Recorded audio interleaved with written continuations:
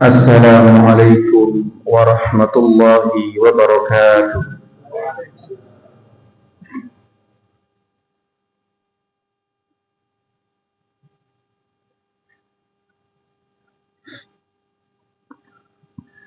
Innal hamdalillah nahmaduhu wa nasta'inuhu wa nastaghfiruh wa na'udzu billahi min shururi anfusina wa min sayyiati a'malina. Man yahdihillahu fala mudilla lahu wa man yudlil fala hadiya lahu. Wa ashhadu an la ilaha illallah wahdahu la syarika lah wa ashhadu anna Muhammadan abduhu wa rasuluhu la nabiyya wa la rasula ba'dahu. Qala Allahu tabaraka wa ta'ala fi kitabihil karim, ya ayyuhalladzina amanu taqullaha haqqa tuqatih wa la tamutunna illa wa antum muslimun. Wa qala nabiyullah sallallahu alaihi wasallam, fa inna asdaqal hadithi kitabullah wa khairal hadi hadiyu Muhammadin sallallahu alaihi wasallam wa syarrul umuri muhdatsatuha fa inna kulla muhdatsatin bid'ah wa kulla bid'atin dhalalah wa kulla dhalalatin finnar. Ma'asyiral muslimin, jamaah salat Jumat yang dimuliakan Allah Subhanahu wa taala. Khatib mengingatkan pada diri khatib pribadi dan kepada kaum muslimin sekalian, marilah kita senantiasa berusaha untuk meningkatkan kualitas ketakwaan kita kepada Allah Azza wa Jalla. Marilah kita senantiasa mensyukuri segala nikmat Allah, segala karunia Allah, dan juga tidak lupa kita syukuri taufiknya yang telah diberikan kepada kita. Yang dengan itu semua hati kita tergerak, langkah kaki kita ringan untuk memenuhi panggilan Allah Subhanahu wa ta'ala berupa ibadah salat Jumat. Salawat dan salam kita haturkan kepada baginda Nabi Muhammad sallallahu alaihi wasallam yang telah membimbing kita semua sehingga kita memahami bagaimana seharusnya kita beribadah kepada Allah sesuai dengan apa yang diinginkan Allah Subhanahu wa taala. Ma'asyiral muslimin, jamaah salat Jumat yang dimuliakan Allah Subhanahu wa taala. Sebentar lagi akan datang kepada kita satu tamu yang agung, tamu yang membawa berbagai macam keutamaan dan keberkahan, tamu yang selayaknya kita muliakan, tamu yang selayaknya kita sambut dengan sebenar-benarnya. Seorang muslim ketika mendengar akan datangnya bulan Ramadan, hendaknya dia merasa bergembira. Dan ini adalah sambutan pertama kita terhadap kedatangan bulan Ramadan. Hati kita bergembira dengan kedatangan bulan Ramadan, bukan sebaliknya bersedih dengan kedatangan bulan Ramadan. Bergembira ketika menyambut bulan Ramadan adalah sunnah yang dicontohkan oleh Rasulullah sallallahu alaihi wasallam. Bahkan Rasulullah sallallahu alaihi wasallam beliau menggembirakan para sahabat dengan datangnya bulan Ramadan. Sebagaimana disebutkan di dalam hadis yang diriwayatkan oleh Al-Imam Nasa'i dan yang lainnya.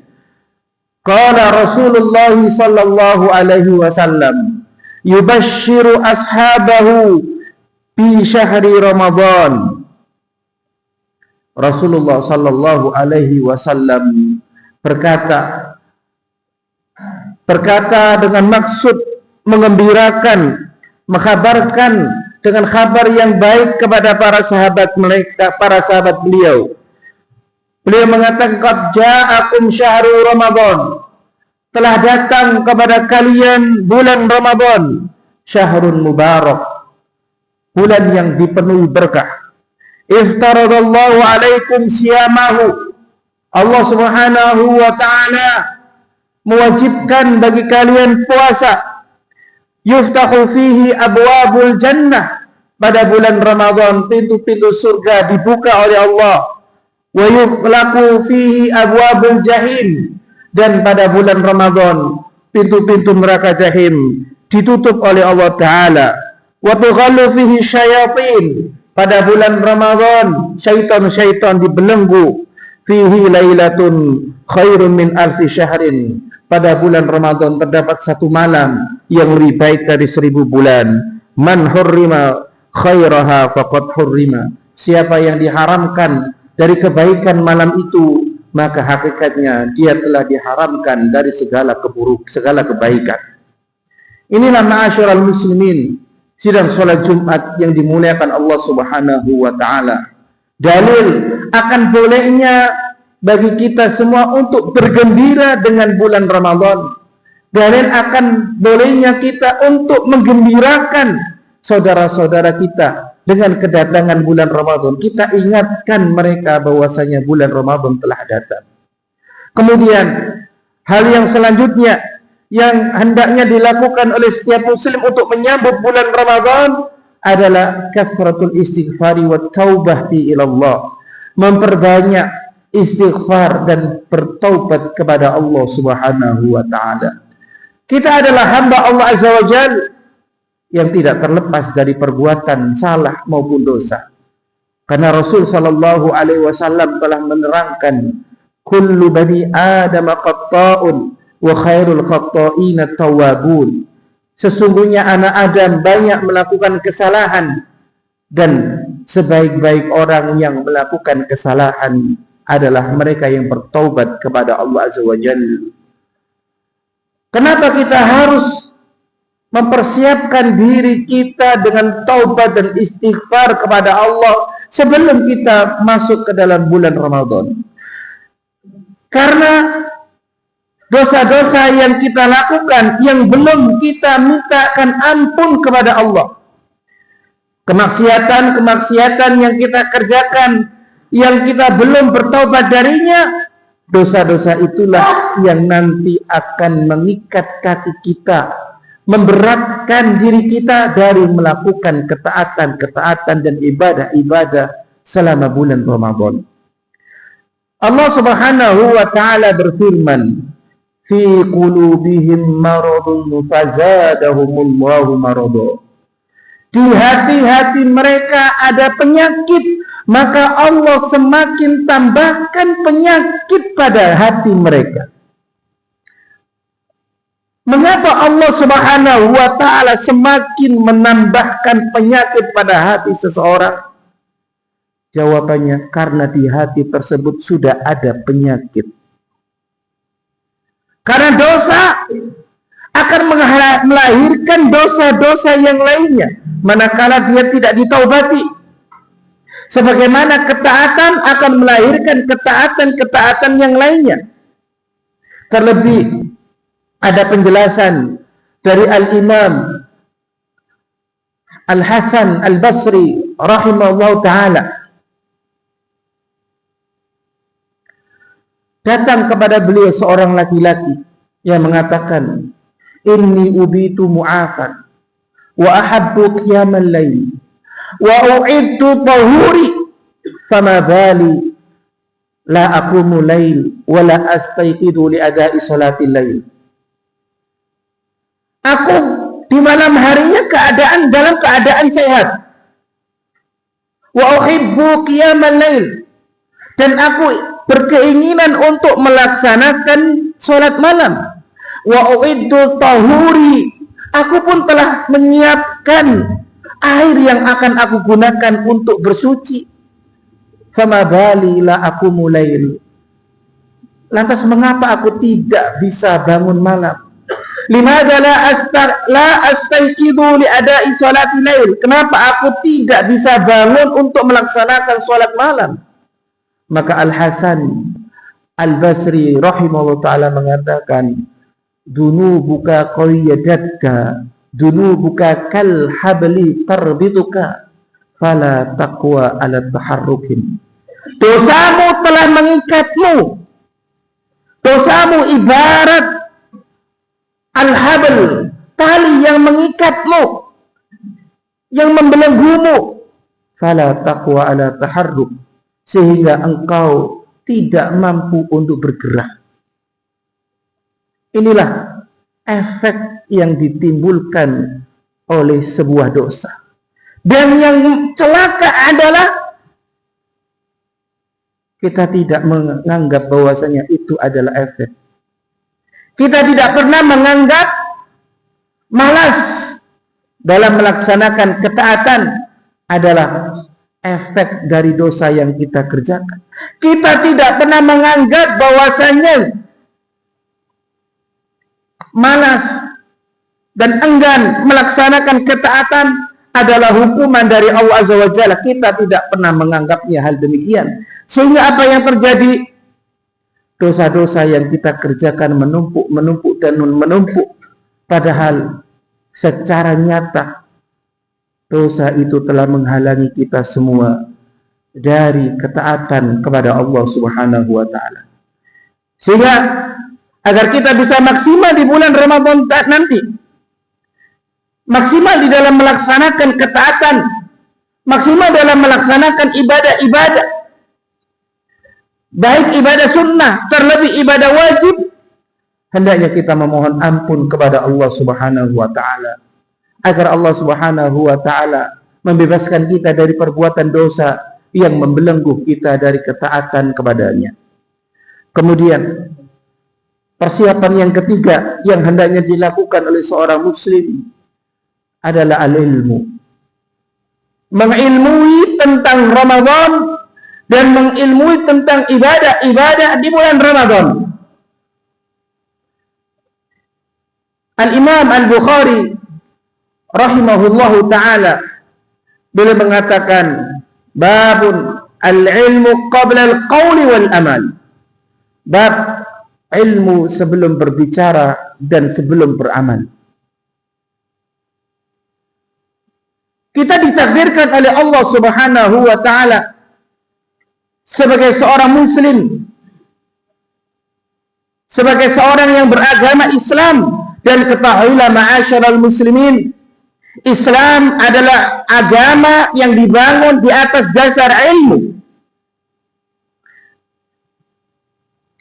Islam adalah agama yang dibangun di atas dasar dalil Al-Quran maupun hadis Nabi Muhammad sallallahu alaihi wasallam. Maka segala hal yang tidak ada pondasinya, baik dari Al-Quran maupun hadis, hal itu bukanlah bagian dari agama Islam. Hal ini hendaknya kita ketahui dan kita memahaminya, agar ibadah yang kita kerjakan nanti di bulan Ramadan benar-benar ibadah yang disyariatkan oleh Allah Subhanahu wa taala dan juga diterangkan, dipraktekkan oleh Rasulullah sallallahu alaihi wasallam. Tentu ma'asyiral muslimin, kita tidak ingin menjadi bagian orang yang dikhabarkan oleh Allah Subhanahu wa taala. Allah taala berfirman, amilatun nasibah tasla naran hamiyah. Di dunia dia capek beramal, namun di akhirat dia masuk ke dalam api neraka. Mengapa? Karena amal ibadah yang dia kerjakan tidak pernah ada contohnya dari Rasulullah sallallahu alaihi wasallam. Tidak pernah ada tuntunannya dari Rasulullah sallallahu alaihi wasallam. Man amila amalan laisa alaihi amruna fahuwa raddun. Rawahul Bukhari wa Muslim. Siapa yang beramal dengan suatu amalan yang tidak pernah kami contohkan, maka amalan itu tertolak. Mengapa kita harus berilmu? Agar ketika nanti kita masuk dalam bulan Ramadan, kita mampu mengamalkan atau mampu memilih mana amalan yang paling utama. Manakah yang sesuai dengan sunnah? Contohnya ma'asyiral muslimin yang banyak dilakukan oleh sebagian umat Islam adalah ketika sholat tarawih, dia sholat tarawih bersama imam, kemudian dia mengerjakan witir sendirian di rumahnya di sepertiga malam terakhir atau sebelum sahur. Apakah ini sesuai dengan petunjuk Nabi Shallallahu Alaihi Wasallam? Sesuai dengan hadis beliau? Kalau kita melihat hadis Nabi Shallallahu Alaihi Wasallam, kita akan mendapati bahwasanya Rasulullah Shallallahu Alaihi Wasallam bersabda, "Man qama ma'al imami hatta yansarifa, kutiba lahu qiyamul lailah." Siapa yang sholat bersama imam hingga selesai, maka ditulis baginya pahala sholat semalam suntuk. Yang diterangkan oleh Rasulullah dalam hadis beliau, siapa yang sholat bersama imam hatta yang shorifa, sampai selesai, bukan dia di pertengahan memisahkan diri. Dia mungkin beranggapan sholat di tengah malam lebih utama. Memang benar, secara waktu sholat di sepertiga malam memiliki keutamaan yang besar. Allah Subhanahu wa ta'ala turun mengampuni orang yang minta ampun, menerima taubat orang yang bertaubat, memberi orang yang meminta. Akan tetapi ketika bulan Ramadan, Rasul sallallahu alaihi wasallam menegaskan, siapa yang sholat bersama imam hingga selesai, ditulis baginya pahala sholat semalam suntuk. Inilah salah satu contoh betapa pentingnya ilmu di dalam mendasari ibadah yang kita lakukan. Aqulu qouli hadza wa astaghfirullah li wa lakum wa lisairil muslimin.